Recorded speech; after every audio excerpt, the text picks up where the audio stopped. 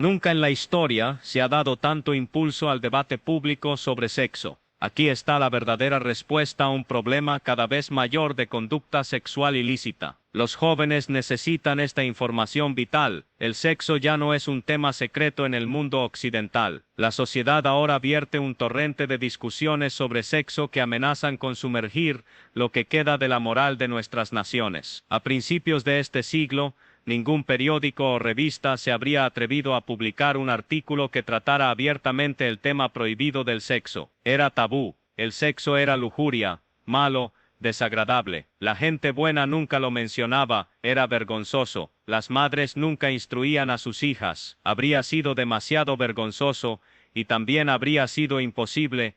Ellas mismas no sabían nada. La Primera Guerra Mundial y sus secuelas derribaron las barreras morales. Los jóvenes comenzaron a atreverse a hablar del tema prohibido entre ellos, aunque sus padres lo desconocieran. Empezaron a acariciarse como se le llamaba, hace más de 60 años, entonces no se usaba la palabra caricias, aunque gradualmente la terminología evolucionó a expresiones como bundling, mugging, smooching, y luego necking o petting. Es lo mismo bajo el nombre coloquial actual. La Segunda Guerra Mundial derribó aún más las barreras morales, y desde 1940 han aparecido en las librerías muchos libros sobre sexo. Hoy en día, muchas revistas incluyen un artículo sobre sexo en cada número.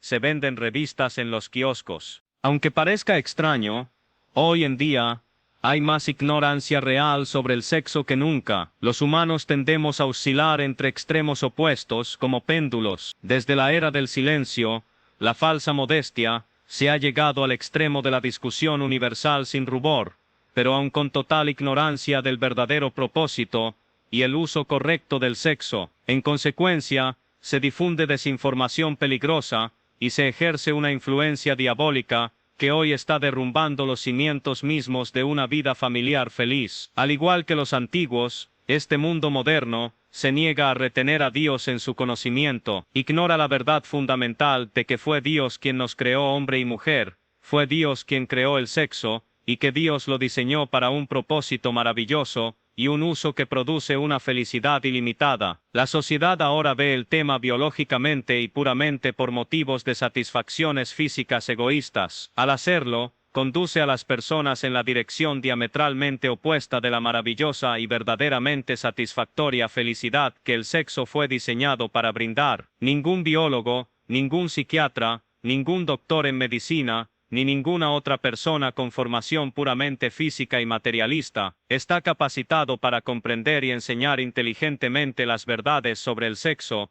a menos que sea un hijo de Dios llamado, elegido y plenamente convertido, cuya mente, mediante la iluminación del Espíritu Santo de Dios, haya llegado a comprender los verdaderos propósitos de Dios en el sexo, y cómo pueden lograrse mediante la revelación de la palabra de Dios, la Santa Biblia. La verdadera autoridad para la difusión de la correcta comprensión del tema del sexo es el ministro llamado y elegido de Jesucristo. La Santa Biblia es una revelación de Dios, todopoderoso, de las leyes y principios fundamentales establecidos por el Creador que rigen la felicidad y el destino humanos.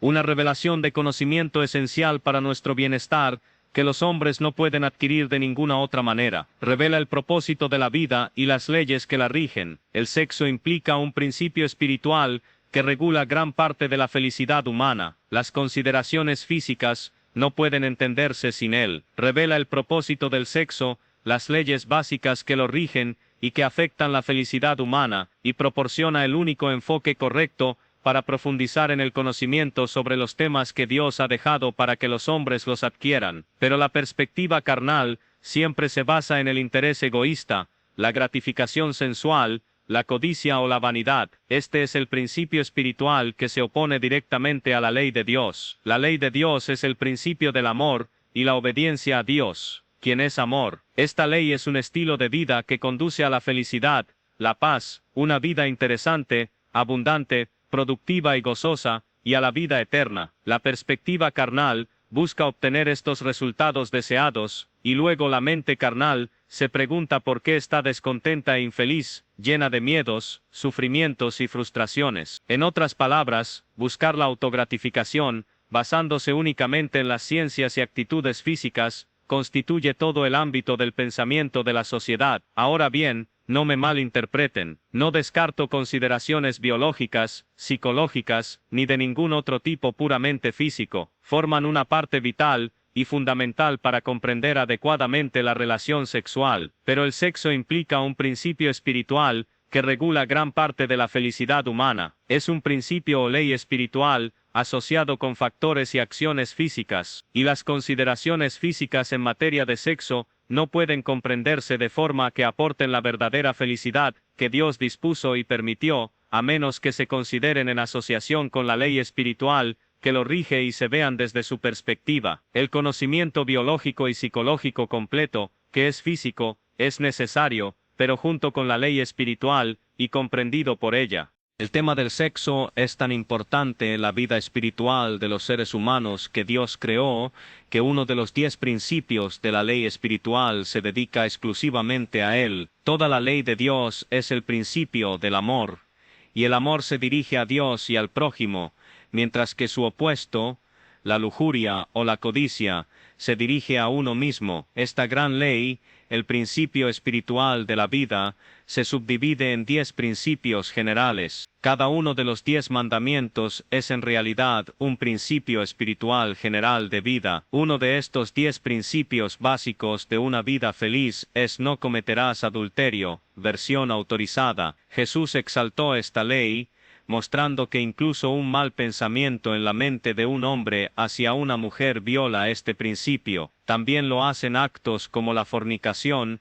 que consiste en relaciones sexuales prematrimoniales, el incesto, la homosexualidad, la masturbación, o incluso actos como las caricias y los besos que excitan deliberadamente los órganos sexuales. Ahora bien, si Dios pone una prohibición de no harás en cada violación de la relación matrimonial, puedes estar seguro de que Dios tiene una razón. ¿Por qué nos creó Dios hombre y mujer? Una razón es porque, como Dios mismo revela claramente, no es bueno que el hombre esté solo, y por eso Dios creó a la mujer para que fuera una ayuda para el hombre. Dios quiso que la esposa fuera una compañera, una ayuda en todo sentido, una consejera que compartiera la vida con todos sus problemas. En consecuencia, Dios creó el sexo como su instrumento para unir al hombre y a la mujer, como estímulo del amor físico, con el propósito de ganarse el cariño mutuo, con el propósito de consolidar y mantener unida la unión, para que el hogar se mantuviera unido en el amor para la protección de los hijos y de toda la familia. Y este maravilloso propósito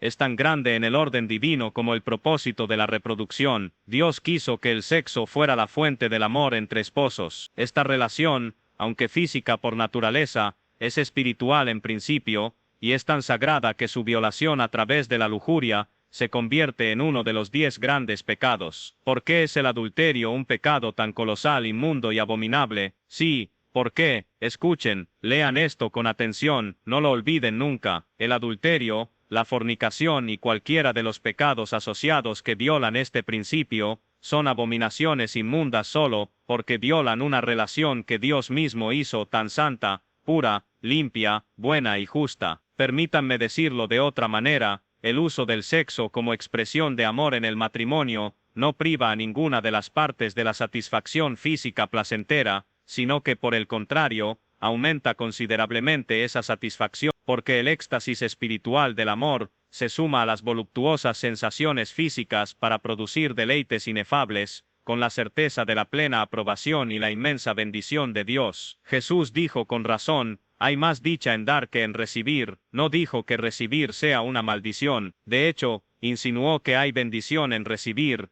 pero hay una bendición mayor en dar, porque entonces se recibe con un enorme interés. Dios ha establecido leyes que rigen inexorablemente este principio en materia sexual. El sexo expresado como Dios lo dispuso en el matrimonio aumenta el amor, estrecha el vínculo entre el esposo y la esposa con el paso de los años, y contribuye a llenar sus vidas de abundante felicidad y alegría. Pero cualquier violación de este amor divino hacia la pareja es siempre lujuria, y tiende a destruir el vínculo matrimonial y el hogar, genera sentimiento de culpa, priva a los involucrados de la felicidad que Dios hizo posible, y a menudo, conduce a un sufrimiento terrible. Las leyes de Dios se pusieron en marcha para producir y preservar la felicidad. Las investigaciones indican que un porcentaje considerablemente mayor de mujeres que contrajeron matrimonio entre 1900 y 1914 eran vírgenes que las que se casaron durante los últimos 10 años. Mucho más de la mitad de todas las novias han experimentado relaciones sexuales prematrimoniales. Otro hecho descubierto desde entonces es que un porcentaje mucho menor de las novias de hace 60 o 70 años recibieron satisfacción sexual de sus esposos que las chicas modernas que tienen experiencias sexuales antes del matrimonio. Por lo tanto, la conclusión de la sociedad es que, según el razonamiento carnal erróneo, las chicas deberían dejar de lado todos los escrúpulos religiosos y disfrutar libremente de las relaciones sexuales antes del matrimonio, como un medio para alcanzar una mayor satisfacción personal después del matrimonio. Este razonamiento es falso y es diabólico. Primero, las autoridades seculares aparentemente ven el único objetivo del sexo como la autosatisfacción recibida físicamente del cónyuge. Parecen no saber nada de las alegrías y éxtasis del amor dado a un compañero, que combinado con las satisfacciones físicas que Dios ha hecho posibles, multiplica los deleites y bendiciones de la experiencia. En segundo lugar, la razón por la que un porcentaje tan grande de mujeres de los viejos días mojigatos de silencio e ignorancia recibieron solo dolor, frustración y sentimiento de culpa en sus matrimonios, no estaba ni remotamente relacionado con el hecho de su castidad prematrimonial, sino enteramente el resultado de la ignorancia y la actitud mental equivocada. Aquellas mujeres que se encontraron frígidas, que encontraron el matrimonio una experiencia infeliz, que decidieron amargamente que todos los hombres eran brutos y que las esposas eran víctimas de su lujuria, eran mujeres a las que se les había enseñado falsamente que el sexo, en sí mismo, es algo desagradable, sucio y malvado. Sus padres las habían criado bajo la supuesta enseñanza protectora de que el sexo en sí mismo es malo, en la creencia de que esta enseñanza las mantendría puras hasta el matrimonio. ¿Por qué no se les enseñó que el sexo es tan hermoso, purísimo, sagrado y maravilloso, que su violación es uno de los 10 grandes pecados? Las esposas que hoy obtienen gratificación personal del sexo suelen ser aquellas que, debido a su experiencia prematrimonial, aprendieron que las mujeres pueden obtener exactamente las mismas sensaciones y satisfacciones físicas que los hombres, y que no tienen barreras mentales ni prejuicios contra el sexo. De lo contrario, probablemente no habrían tenido sus experiencias prematrimoniales. Menuda situación. La respuesta reside enteramente en la actitud mental hacia el sexo y en el conocimiento técnico y biológico del tema. Muy pocos entre los sabios de este mundo, orgullosos de su supuesto conocimiento biológico, comprenden que la verdadera bendición suprema que Dios busca proviene de la correcta e inteligente combinación del principio espiritual del amor con la unión física. El espíritu del mal invisible que domina este mundo con engaño ciertamente acepta los consejos de la sociedad. La influencia del diablo puede decirles a las jóvenes: dejen atrás todas las ideas morales y religiosas obsoletas. La sociedad ahora aprueba las relaciones sexuales antes del matrimonio. Serán más felices después del matrimonio si adquieren experiencia de antemano. Eso dice la sociedad. Suena como la misma voz que le habló con tanta timidez y engaño a la madre Eva en el jardín del Edén. Sí, el argumento tiene el mismo tono satánico, y millones de adolescentes escucharán ese canto de sirena y se lanzarán imprudentemente por el camino de su propia degradación y la pérdida de la felicidad plena que un Dios amoroso hizo posible. Tú no tienes por qué estar entre ellas. Eres lectora de Juventud 85, has recibido un conocimiento valioso, incluso si has cometido algunos errores graves, ahora puedes enderezar tu vida.